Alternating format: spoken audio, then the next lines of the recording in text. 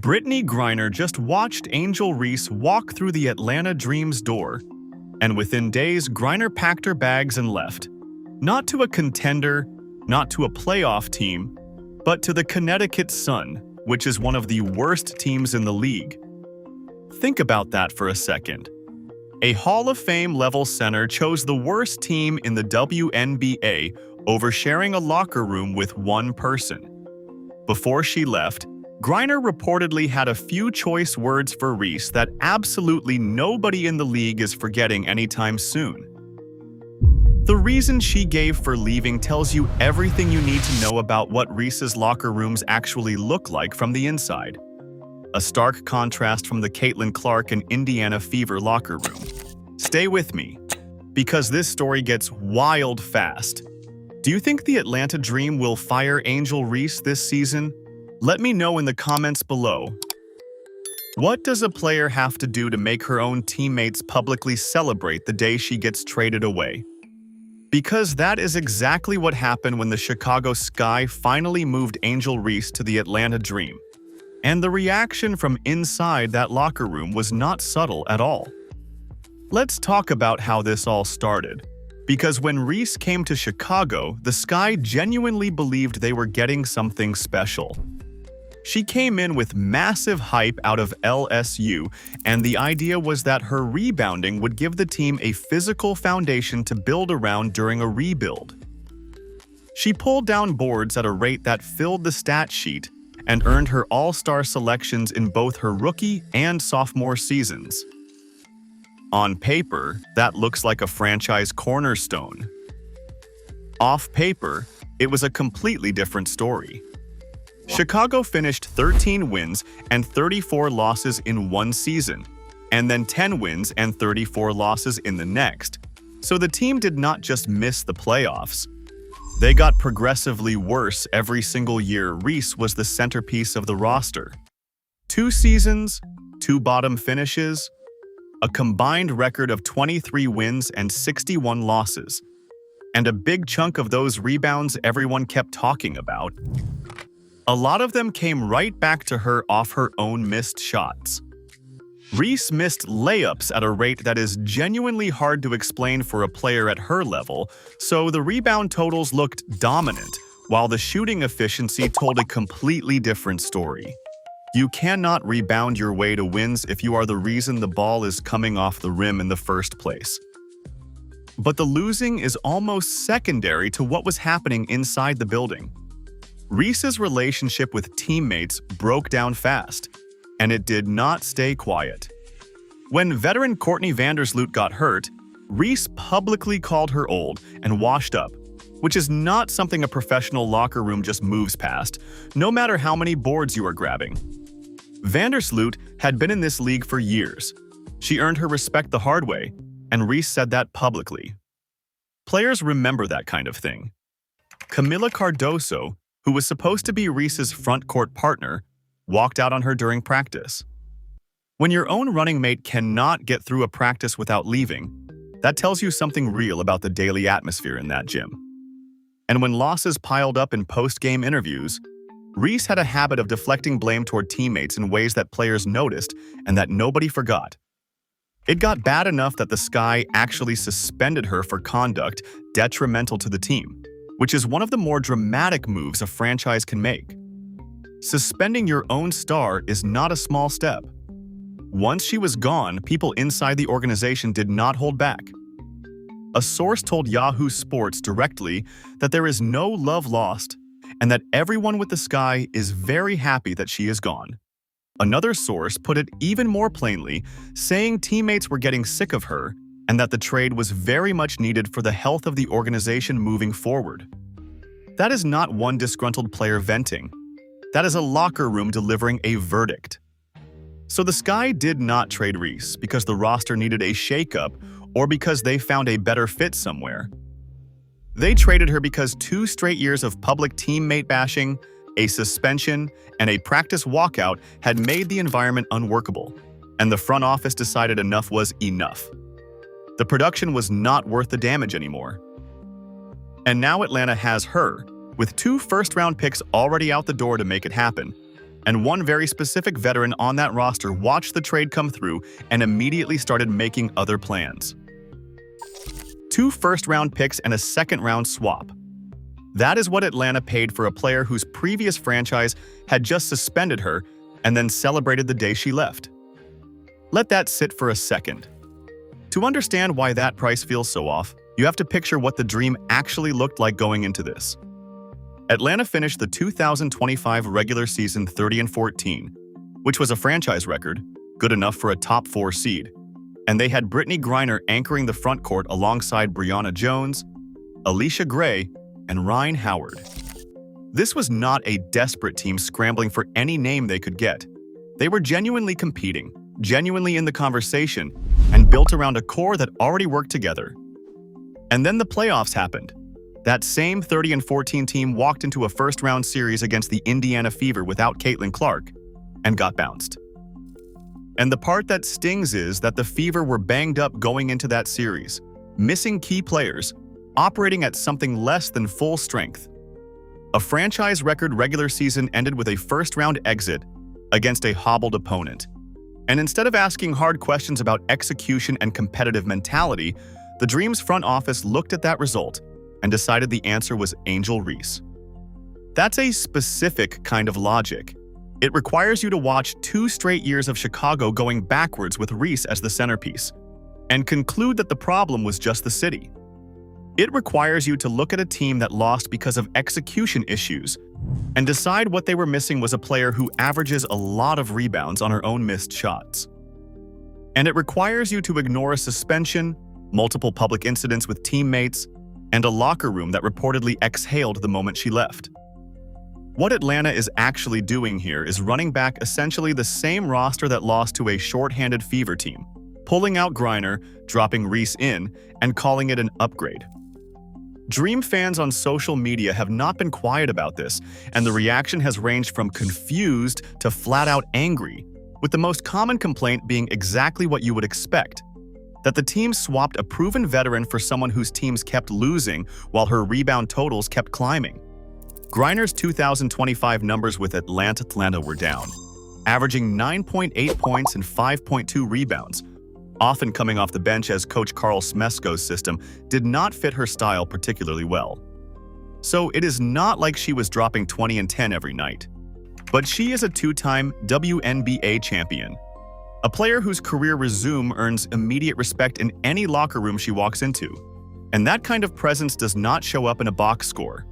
Veterans with rings change how a team practices, how a team handles pressure, and how younger players understand what it takes to actually win. You do not replace that with counting stats. Those 2 first-round picks Atlanta surrendered could have gone toward upgrading the roster around the core they already had, toward building depth, toward targeting a player who actually moves them past Indiana in a playoff series. Instead, those picks are gone, and what Atlanta got back is a player whose previous team's record went 13-34, then 10-34, across 2 seasons built around making her work. The math on this trade is just rough no matter how you run it. Future assets out the door, a veteran anchor gone, and a locker room that was functioning now attached to a player with a documented history of blowing up locker rooms.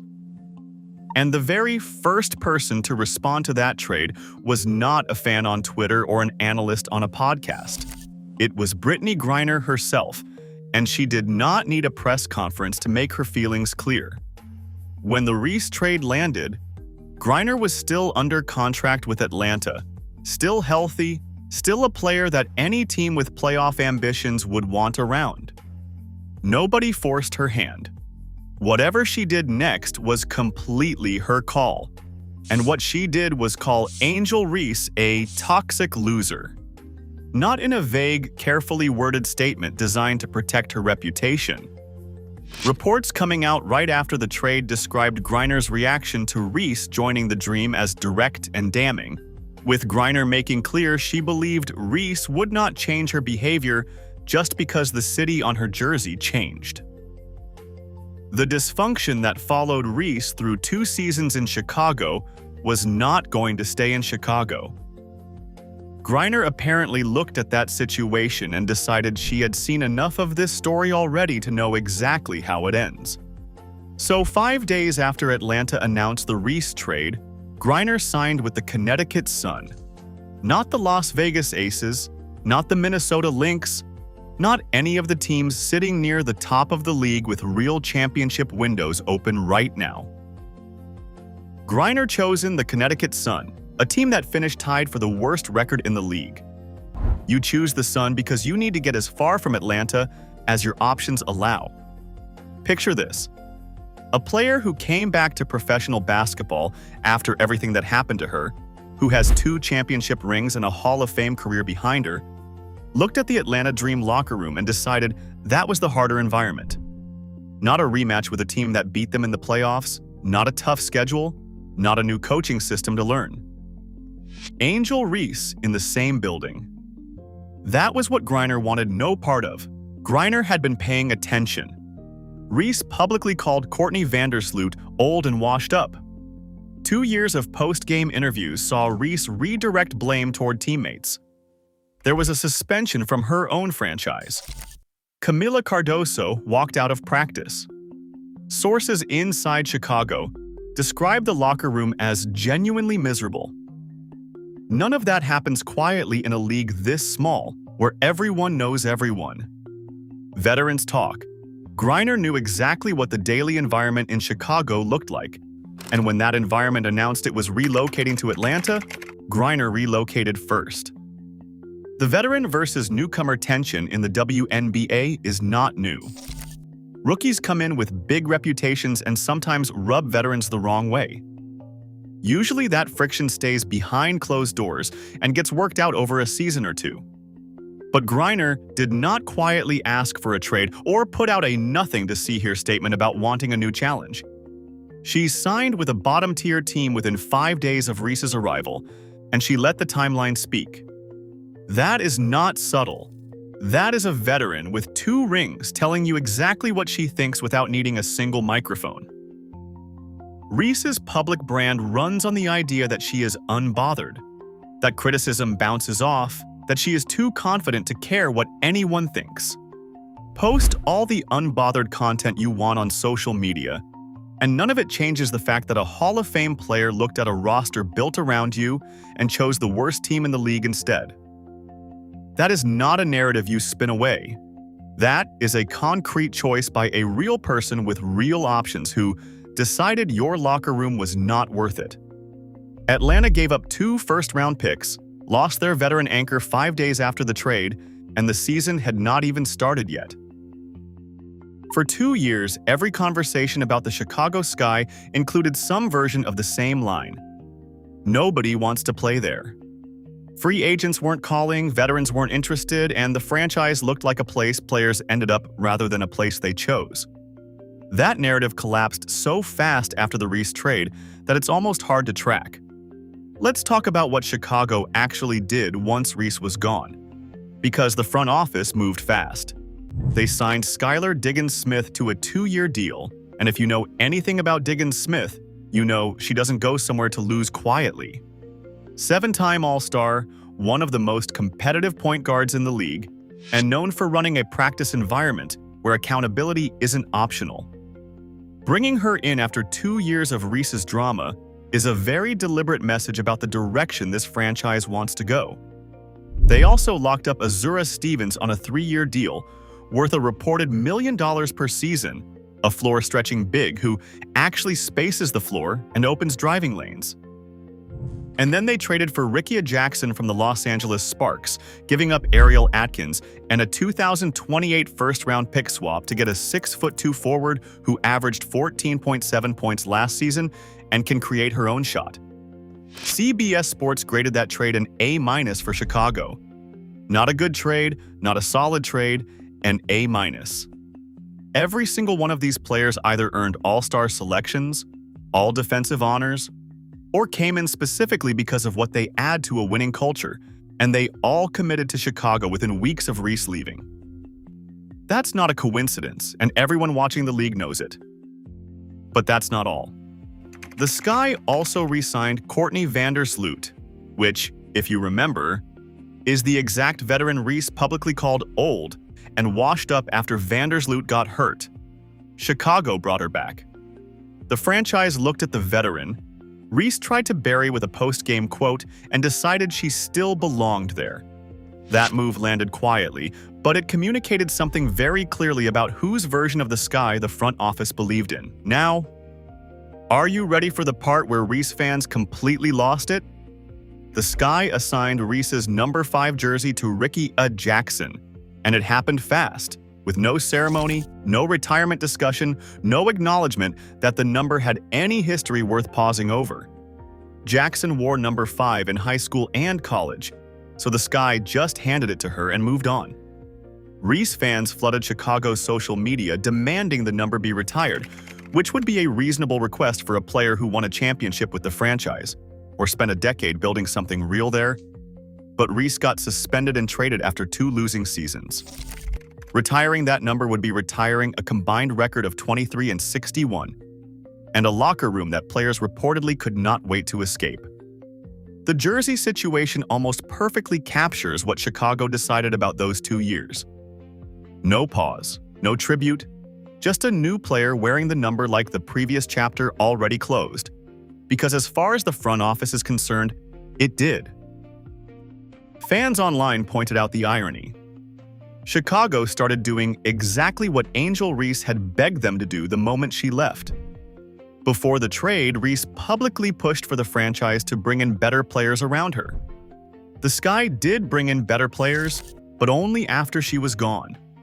Skylar Diggins-Smith did not sign here when Reese was running the locker room.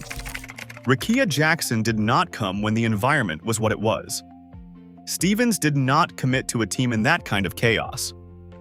Players were watching Chicago from a distance, waiting, and the moment the locker room changed, they picked up the phone. Atlanta's front office looked at a first-round playoff exit, and they decided the problem was rebounding. That is the argument behind the trade, that Reese's interior presence would push a team that already finished 30-14 to get past the first round. For that argument to work, you would have to believe that rebounding was the specific thing holding the dream back. That view ignores basically everything that actually happened in that playoff series. Consider what Atlanta had before the trade. Alicia Gray was a scoring wing who can create off the dribble. Ryan Howard was developing into one of the better two-way guards in the league. They had real depth across the roster, and Brittney Griner was an experienced anchor who had won championships and knew how to handle playoff pressure. That is not a team that lost because they could not rebound. That is a team with a legitimate front court that still got bounced in the first round by an Indiana Fever squad that was not even fully healthy going into the series. Caitlin Clark and the Fever were banged up, missing contributors including Caitlin herself operating shorthanded, and they still sent Atlanta home. That points to a competitive mentality issue, an execution issue, not something you fix just by adding someone who grabs a lot of boards. Atlanta is now running back essentially the same roster that lost to a shorthanded Fever team, with Reese replacing Griner, and the honest version of that swap is pretty uncomfortable to look at. Griner won 2 championships. Reese has never played in a playoff game. Griner's 2025 numbers with Atlanta were down, sure, but she brought the kind of locker room credibility and championship experience that younger players actually learn from. Reese brings a documented suspension, 2 consecutive last-place finishes, and a trail of burned relationships with former teammates who reportedly celebrated when she left. Reese, alongside Gray and Howard, could produce some interesting combinations on paper, but Atlanta's problem against Indiana wasn't about front-court combinations. It was about closing out a series against a team that wasn't at full strength, and nothing about Reese's track record suggests she makes a team better at that specific thing. Picture this. You lose a playoff series you should have won, and your response is to import the player whose previous teams went 23-61 across 2 seasons. That's the move Atlanta made. Dream fans who were already frustrated by that first-round exit are watching all of this play out in real time, and the loudest complaints are pretty consistent. Atlanta didn't address what actually broke them in the playoffs. They just added a player who cost 2 first-round picks and immediately drove away a Hall of Fame veteran before training camp even opened. Those picks are gone, Griner's gone, And the team that beat Atlanta is only getting healthier. Caitlin Clark enters her third season with a full off-season of preparation. The Fever's injured players are coming back, and Indiana is going to be harder to beat in 2026 than they were when they eliminated Atlanta while playing shorthanded. Griner didn't leave Atlanta because she feared competition.